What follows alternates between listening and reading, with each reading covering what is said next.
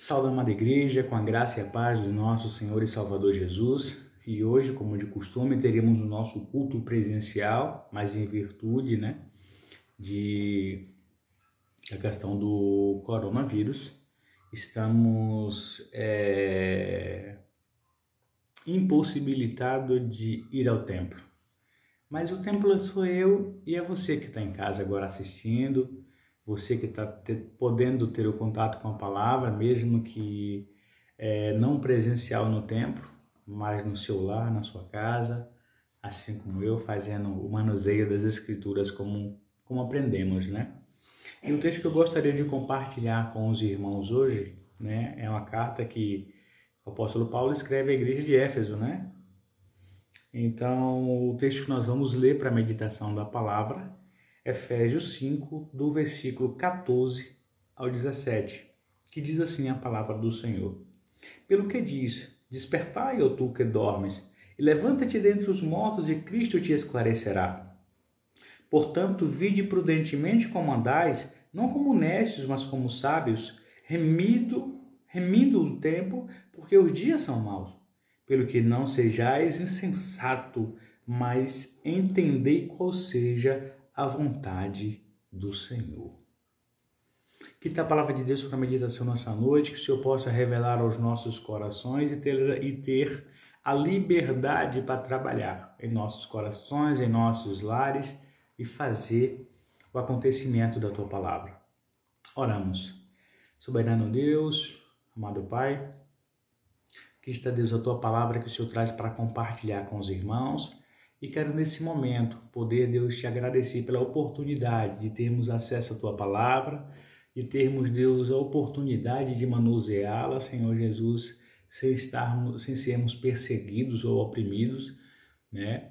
Mas pela oportunidade que o Senhor nos dá ainda de manusear, de ler, de ter acesso a ela e de compartilhar com os irmãos. Fala conosco através desse texto e que venhamos, Deus, estar com nossa mente e nosso coração aberto a entendimento do que o Senhor falará nesta noite para nós. Muito obrigado por tudo. Essa é a minha oração que eu faço aqui no nome de Jesus. Amém. Irmãos, estamos vivendo esse mês, o tema ainda, né? Hoje é o último dia do mês e estamos vivendo a igreja contagiante. A gente muito viu se falar durante esse mês sobre como ser uma igreja contagiante, o que preciso ser para contagiar pessoas. Que igreja? Sou eu, é você. Lá templo, onde congregamos é o templo de oração. Mas a gente viu tantas pregações e mais uma vez, a palavra que o Senhor traz ao meu coração é algo que precisamos despertar se verdadeiramente queremos ser uma igreja que contagia. O texto lido é algo que nesse momento atual que a gente vive, né? Nesse momento, nesse contexto que a gente vive, essa pandemia, né? Que está ocorrendo do novo coronavírus, então isso nos trouxe aos nossos lares, nos fez ficar de quarentena, ficar próximo das pessoas que amamos, os nossos filhos, nossas esposas, e poder compartilhar do amor de Deus, do amor genuíno, amor verdadeiro, e poder nesse momento ter a chance de expressar, né, o quanto amamos, abraçar e conviver esse momento tão precioso. Esse momento eu tenho certeza que é um momento muito precioso. A gente que vive no dia a dia, no trabalho, a gente que está sempre no mundo viajando, então em alguns momentos passando mais tempo no trabalho do que em casa. E o Senhor nos concebeu essa bênção de estar em casa, né? De alguns, não digo todo, mas alguns pelo menos. A gente está tendo a oportunidade de estar mais próximo da família, de estar mais próximo de casa, de estar mais próximo do gerenciamento do nosso lar, da nossa casa, da nossa família. A palavra do Senhor, através desse texto, ela nos chama para sair da horizontalidade, e passar a viver a partir de agora uma vida vertical. verticalizada. Uma vida verticalmente falando, de pé, de pé. Essa é a igreja que o Senhor nos chama para viver hoje. Através da palavra, para que venhamos a fazer um autoexame. Essa palavra o Senhor nos traz para que venhamos fazer um autoexame de como estamos vivendo. Se estamos vivendo hoje na horizontalidade ou se estamos vivendo hoje na verticalidade. Qual tem sido a minha vivência e qual tem sido a sua vivência? O Senhor nos traz essa oportunidade de reflexão, de fazer esse exame hoje. Pois a igreja vive em dias de pico da idolatria e de imoralidade.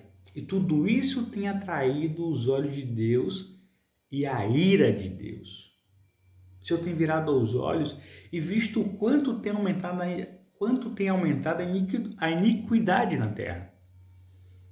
O Senhor tem observado o quanto as coisas têm crescido na terra. E isso tem chamado a atenção do Senhor e o zelo, como a gente viu várias vezes na igreja de Atos, o Senhor tendo que colocar as mãos para poder intervir no negócio, para que a coisa não ganhe tamanha proporção. O que temos visto nesse tempo não se trata de obra de Satanás, pois seu poder não é tão maior do que o do Senhor, mas as mãos poderosas de Deus sacudindo o mundo, fazendo com que sua palavra se cumpra e nos levando a fazer uma reflexão. O Senhor está cheio, o Senhor está com o coração cheio de ver tanta atrocidade no mundo, tanta coisa errada, tanta coisa má. E o Senhor nesse momento, ele parou o mundo para dizer para dar um basta, para dizer basta, para dizer chega. Que a partir de agora tomemos outros direcionamentos, que a partir de agora possamos buscar outras oportunidades que eu estou dando para vocês. Assim eu entendo da parte do Senhor, que é um momento onde o Senhor está nos oportunando uma reflexão. E o Senhor está colocando as tuas mãos para que verdadeiramente o mundo pare e comece a entender qual é o verdadeiro propósito de Cristo.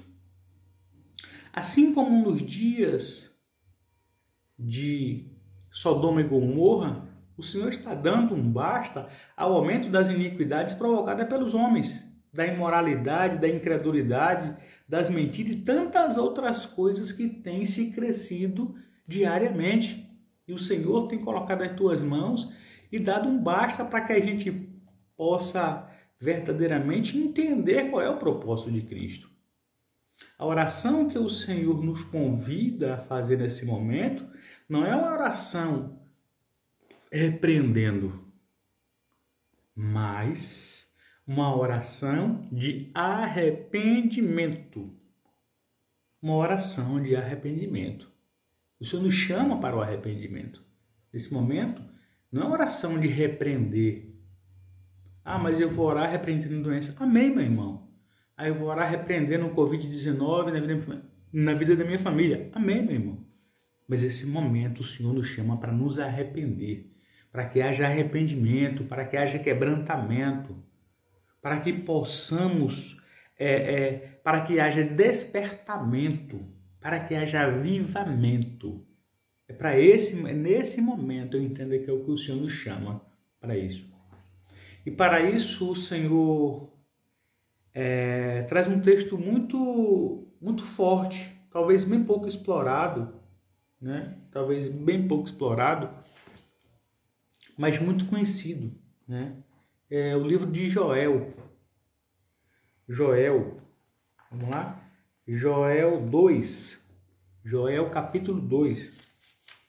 Capítulo 2 do versículo, vamos ler do versículo 12 até o versículo 15. E assim diz a palavra do Senhor. Ainda assim, agora mesmo, diz o Senhor, convertei-vos a mim de todo o vosso coração, e isto com jejuns, e com choro, e com pranto, E rasgai os vossos corações e não as vossas vestes, e convertei-vos ao Senhor vosso Deus, porque Ele é misericordioso e compassivo, e tardio em irar-se, e grande em beneficência, e se arrepende do mal. Quem sabe se voltará e se arrependerá, e deixará após si uma bênção em oferta de manjar e libertação para o Senhor, o vosso Deus. Tocai a buzina em Sião, santificai em jejum, proclamai um dia de proibição. Veja como esse texto é forte. O Senhor nos chama, o Senhor, epa, é chegado os dias. Chegado os dias, está lá em Joel, lá onde eu falei lá. Agora está começando a coisa a acontecer. E a gente precisa ter esse amadurecimento e entendimento de ouvir Deus falar. Ainda no texto de Joel 2, vamos ler aqui, a partir do 28, quando ele traz a promessa da efusão do Espírito. Olha o que é que Deus diz. Joel, capítulo 2, do verso 28 ao verso 32, que diz assim: E há de ser que depois derramarei o meu Espírito sobre toda a carne, e vossos filhos e vossas filhas profetizarão. Os vossos velhos terão sonhos e os vossos jovens terão visões. E também sobre os servos e sobre as servas, naqueles dias derramarei o meu Espírito. E mostrarei prodígios no céu e na terra, sangue, fogo e colunas de fumaça. O sol se converterá em trevas e a lua em sangue, antes que venha o grande e terrível dia do Senhor. E há de ser que todo aquele que invocar o nome do Senhor será salvo, porque no Monte Sião e em Jerusalém haverá livramento, assim como o Senhor tem dito, e nos restantes que o Senhor chamar.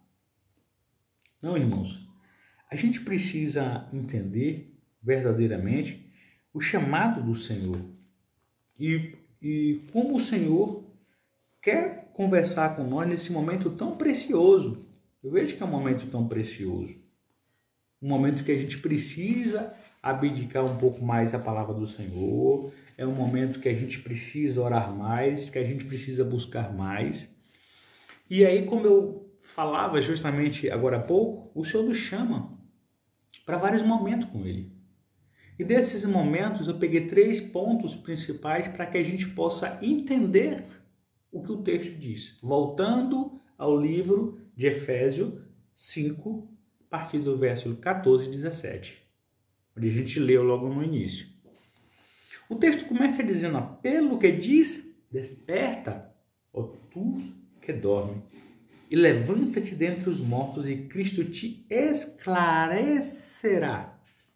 A palavra do Senhor nos diz que tem parte do seu povo que está apático, parado no tempo, achando que tudo isso que estamos vivendo é algo normal, da vida cotidiana de todos nós que ainda vivemos aqui na Terra.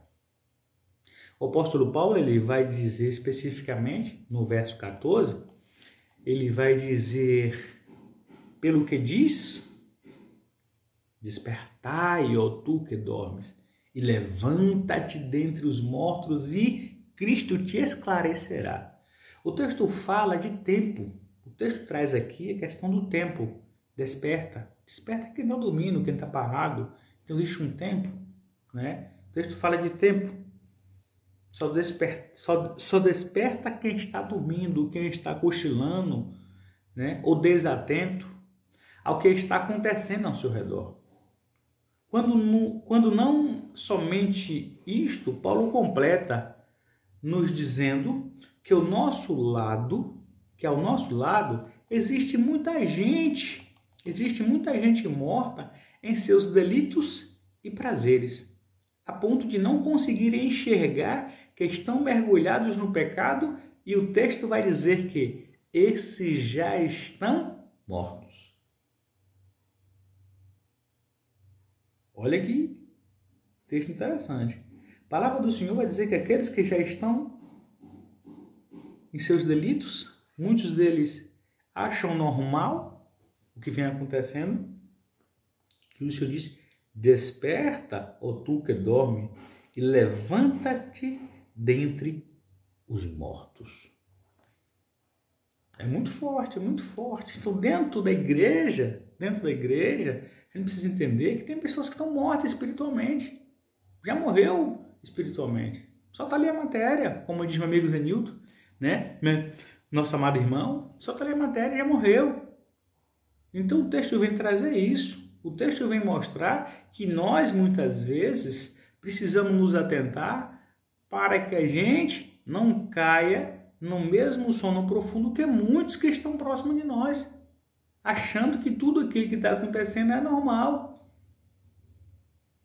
Então o texto vai dizer, olha, desperta, levanta você que está dormindo, você que está morto, desperta. O Senhor dá uma sacudida em nós assim, muito forte. E por isso o texto continua, e levanta-te dentre os mortos e Cristo te esclarecerá. Ele está dizendo que quem vai esclarecer é Cristo, é o mundo, não é o mundo. É Cristo que vai nos esclarecer sobre tudo aquilo que está acontecendo.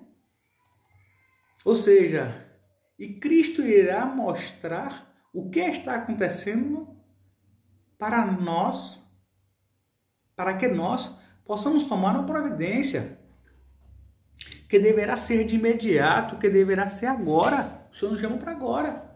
Precisa tomar essa decisão agora. Não precisa começar a analisar as coisas agora. A palavra do Senhor nos mostra que é chegado um novo tempo.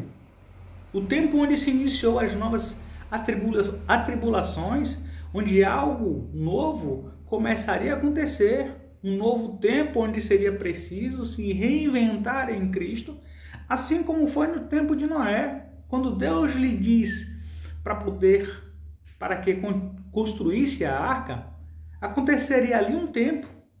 No momento em que Noé construía a arca, era um outro tempo, pois as pessoas transitavam e viam Noé construindo a arca. E um novo tempo quando Noé começa a colocar os animais na arca. E isso seria um novo tempo, porque tudo isso não durou dias. Então o Senhor fala de tempo.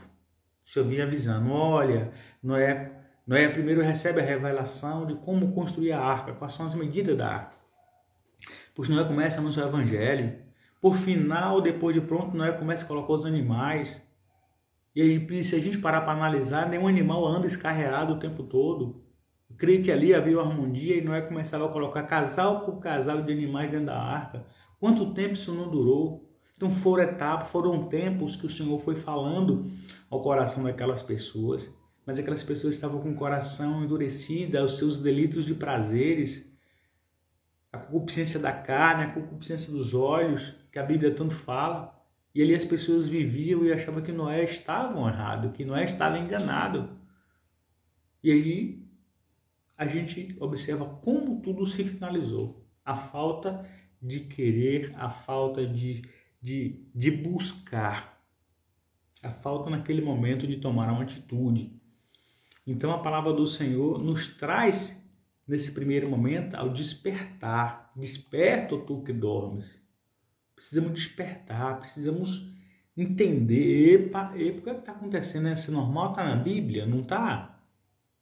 Ter essa sabedoria. A gente precisa despertar para isso. Segundo ponto que eu queria trazer para os irmãos. Avivamento.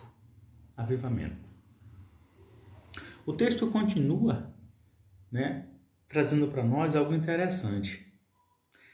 Eis que é tempo de viver um novo avivamento. Avivamento é nada mais é que trazer de volta à vida aquele que estava morto. É uma segunda chance que temos para recuperar tudo aquilo que deixamos de fazer, que consequentemente contribuiria para o nosso melhor crescimento, seja ele espiritual, profissional ou pessoal. Avivamento. Precisamos viver um novo avivamento. Precisamos ser vivos novamente. Desperta, tu que dorme, e aí você despertou. Agora você vai viver agora um novo avivamento. Entendendo o que o Senhor pode fazer na minha e na tua vida, que a gente pode melhorar, que a gente possa melhorar como servo, como cristão, como irmão, como esposo, como filho, como pai, como sacerdote do lar.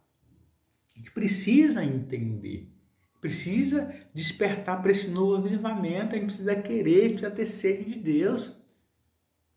A gente precisa buscar, e isso é busca, que a gente vai ver mais à frente um pouquinho. A gente precisa querer viver esse novo avivamento. O texto continua dizendo lá em Éfeso 5:15, portanto, vide prudentemente como andais. O Senhor pede aqui que a gente olhe com atenção como estamos andando. Como estamos andando. E aí o texto completa, não como necios, mas como sábios. Como sábios. Remindo o tempo, olha, observando o tempo, buscando conhecimento. Porquanto os dias são maus. O Senhor nos chama para fazer uma reflexão de como estamos andando. Qual tem sido o nosso ritmo diante das coisas de Deus e diante das coisas do mundo? Diante das coisas do mundo, eu te digo que vivemos uma vida acelerada. Tudo é para ontem, tudo é para ontem. Preciso fazer isso. Vixe, já era para ter feito, então tudo é para ontem. Mas quando a gente para observar as coisas para Cristo, ela tem sido numa velocidade que tem deixado a desejar. Eu digo isso partindo também de mim. Eu entendo que eu precisaria fazer mais. A gente precisamos fazer mais todos os dias, mais e mais todos os dias para Deus. Então, o texto traz para a gente trazer uma reflexão no nosso coração. Como estamos andando? Com quem estamos andando? Quem tem sido a pessoa que tem estado do meu lado? Tem sido pessoas que comungam a mesma fé? Tem sido pessoas que conversam a mesma linguagem de Cristo? Pessoas que te fazem crescer espiritualmente ou pessoas que te fazem retardar o seu crescimento espiritual? E será se você está sendo um bom influenciador para essa pessoa ou será se você está sendo influenciado?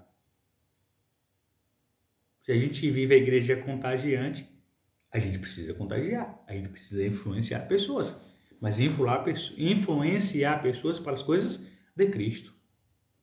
E com o que estamos andando? Olha que 3 perguntas interessantes, ó. Como estamos andando?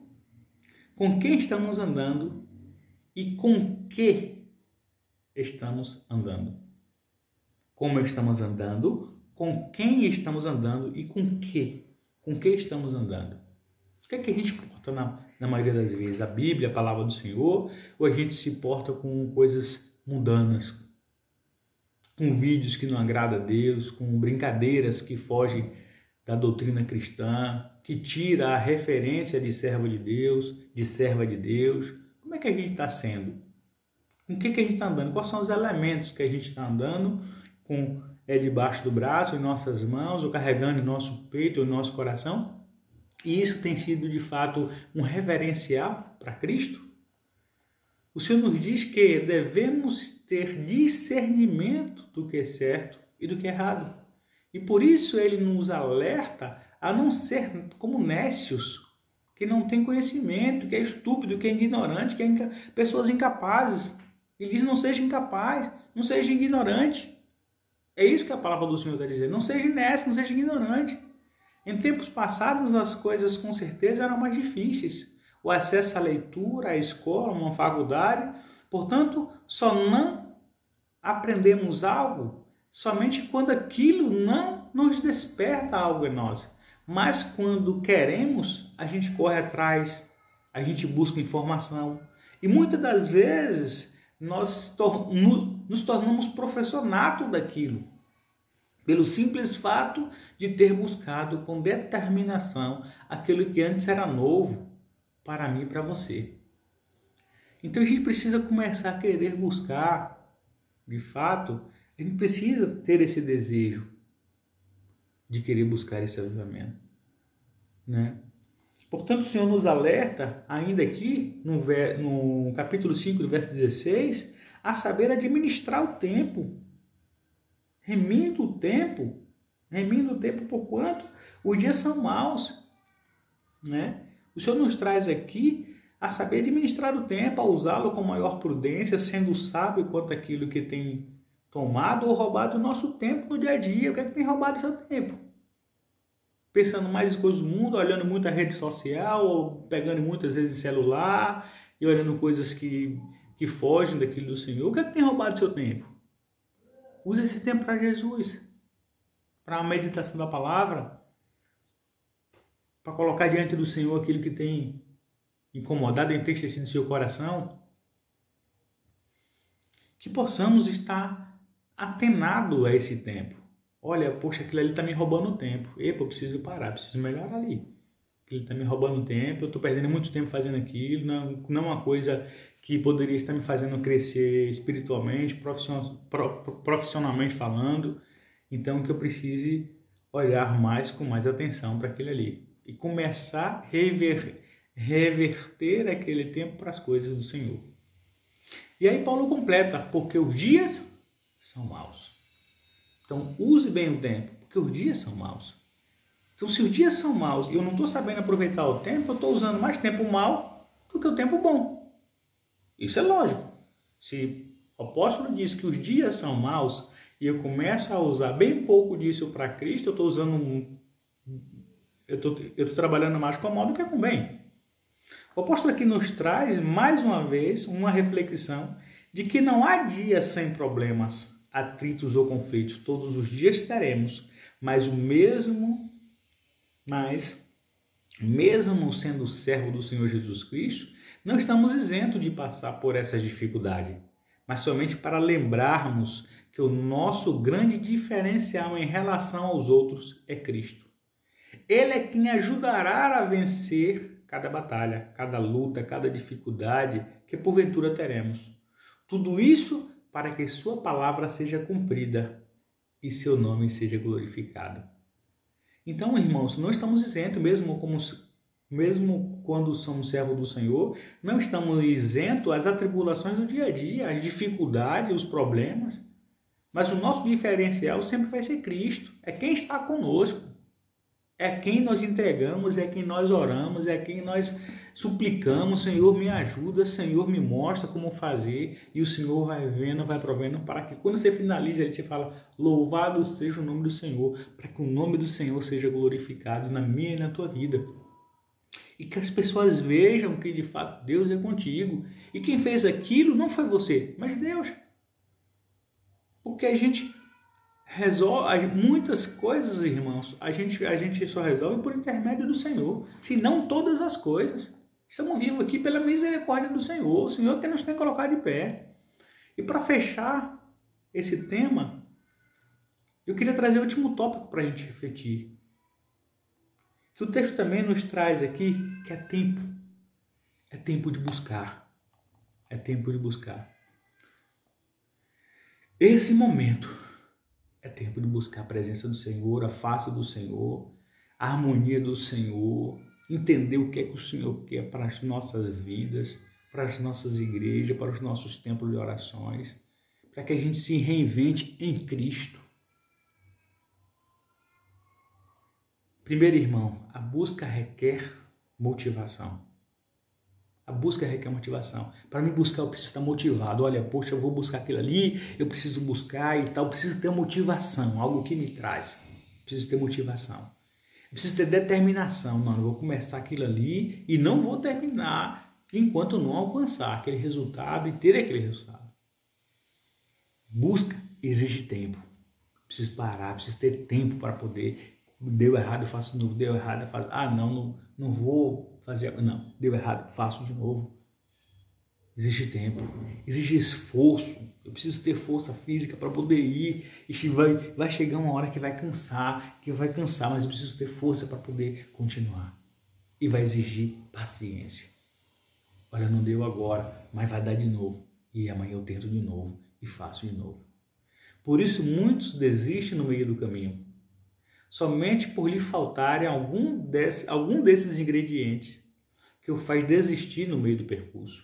E quando isso acontece, a mensagem que fica é sempre uma mensagem negativa, como por exemplo, fulano começa as coisas e nunca termina. Pô, tá vendo fulano? Pô, começou uma casa ali, mas terminou. Começou outra ali, não terminou, começou outra coisa, não terminou. E começa a criar uma referência negativa. Então, primeiro, a gente precisa observar que a busca, ela exige motivação, determinação, tempo, esforço e paciência. E quem pode suprir isso? O Senhor. Senhor, dá-me paciência, dá-me tempo para poder fazer as tuas coisas, fazer as tuas obras, para poder ser bom nisso, para poder melhorar a cada dia. É o eis-me aqui. Falei, Senhor, estou aqui. Estou aqui. Em Cristo somos vistos em todas as etapas.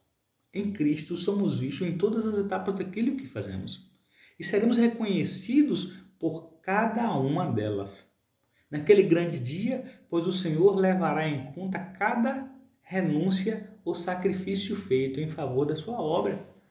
E a gente viu isso alguns tempos atrás, até na própria EBD, quando muitas vezes falamos de Jesus para algumas pessoas, e essa pessoa às vezes não se converte aqui, mas vai aceitar Jesus lá em outra igreja e tal, e às vezes a gente fica com aquele pensamento, né? Poxa, mas eu falei de Jesus para aquela pessoa. Mas sua parte você fez, irmão, você começou, você plantou a semente. A semente foi plantando, a semente foi sendo plantada. E você foi uma daquelas pessoas que plantou. E naquele grande dia eu creio pela misericórdia do Senhor, que o Senhor lhe recompensará por isso. Porque você deu o primeiro passo, você falou de Jesus, né? De um Deus que salva, que liberta, que cura, de um Deus que transforma. Porque o mundo, irmãos, ele vive totalmente ao contrário. Totalmente ao contrário. O mundo traz uma falsa concepção para as pessoas que o mérito nem sempre é para quem começa, mas para quem termina. É comum em alguns processos, principalmente em empresa, né, se obter um apoio maior na conclusão. Porque o ego do ser humano precisa ser cheio de elogios. E na maioria das vezes a pessoa que quer que outros vejam o que ela está fazendo. Quando isso não ocorre, muitos se frustram por não saber lidar com a falta de elogio, ou simplesmente por o elogio não lhe ter sido direcionado, pelo fato da pessoa não estar à frente do negócio e quem recebeu o elogio foi o chefe, mas quem fez foi o colaborador mais abaixo, né? Uma vez que ele também contribuiu para a conclusão daquele processo ou atividade, e às vezes ele, poxa, mas o elogio não veio para mim, vai mesmo. É coletivo.